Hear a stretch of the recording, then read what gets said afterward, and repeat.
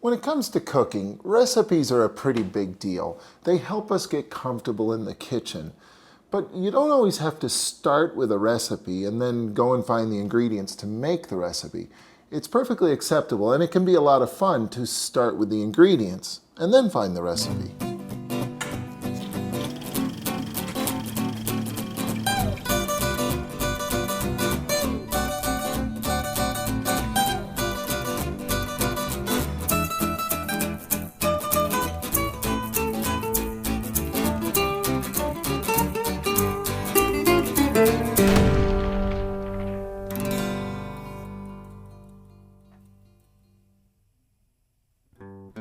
Previously on Food Country.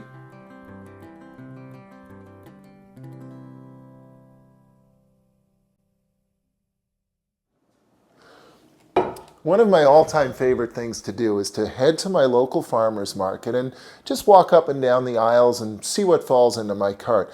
I arrive with no particular plan, but I always seem to come home with dinner, everything I need to make a great dinner.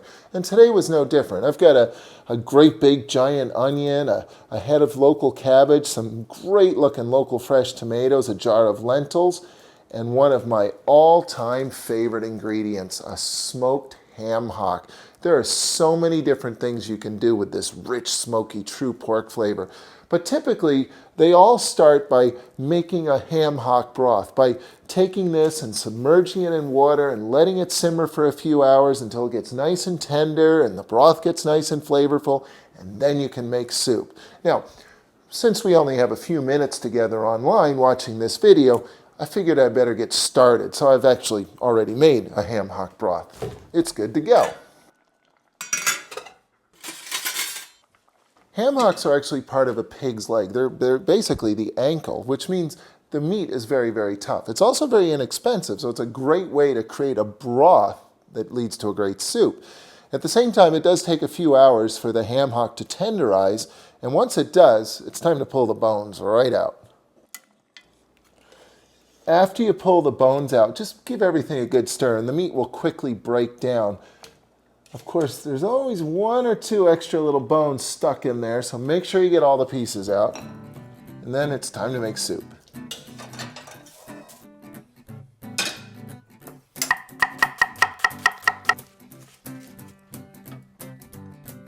Let's talk soup. Soup is really easy to make, first of all soups. And soups are a great way to freestyle in your own kitchen and make something up that's uniquely yours. You know, soups generally have 4 different parts. Not all soups, but many soups. The first part is the flavor base, in this case, browned onions.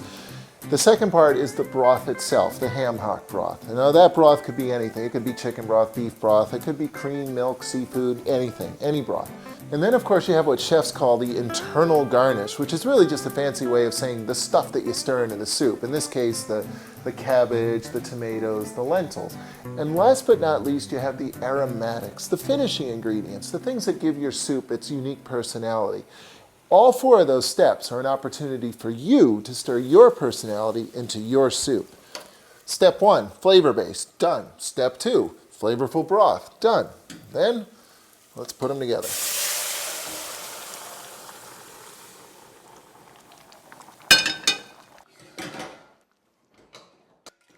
This is really starting to look like a soup, but it's not done yet. The logical next step is to add the lentils, but not all of these lentils. If I was to pour all these lentils into that volume of liquid, I'd end up with lentil mash instead of lentil ham hock soup. So maybe a third of these.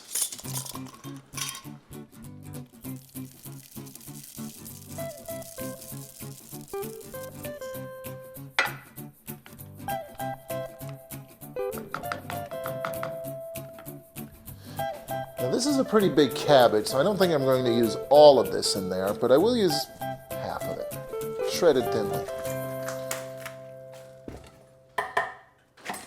Now, you can stir the cabbage into the lentils straight away if you like, but you can also wait, and it might be a good idea because the lentils are going to take a while to tenderize. The cabbage isn't. So maybe it's better to stir the cabbage in at the end, and that way you get tender lentils and the cabbage doesn't overcook.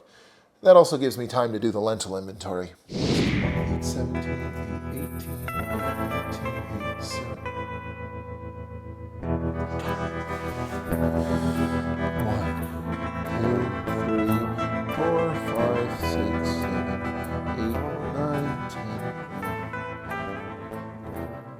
Nice and tender lentils, perfectly cooked, imagine. Now it's time to stir in the cabbage.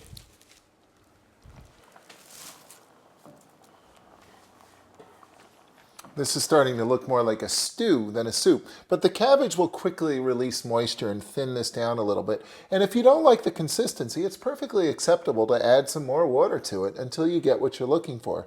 Now, this is not the time to add the tomatoes. In fact, as I think about it, I'm not going to add these tomatoes. Really, I think they would just complicate the soup. What I have going here right now is perfectly good all by itself. Ham hocks, lentils, and cabbage. I like the sound of that. I know it's going to taste good. And I think that by adding the tomatoes, it just starts to get muddled. So tomatoes are going to get saved for something else. And that is one of the things that contributes to good freestyle cooking. You're not locked into doing anything. Trust your gut. Trust your instinct. That's what it's all about.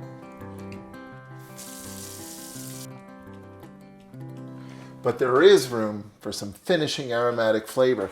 And there's lots of opportunities here. Spices, herbs, there's lots of them that would work. But that's not what I'm thinking today.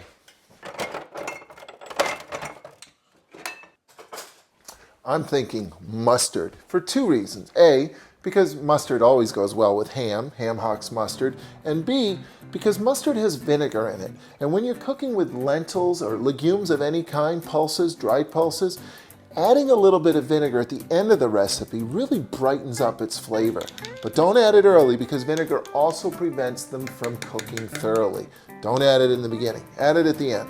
Finishing flavor.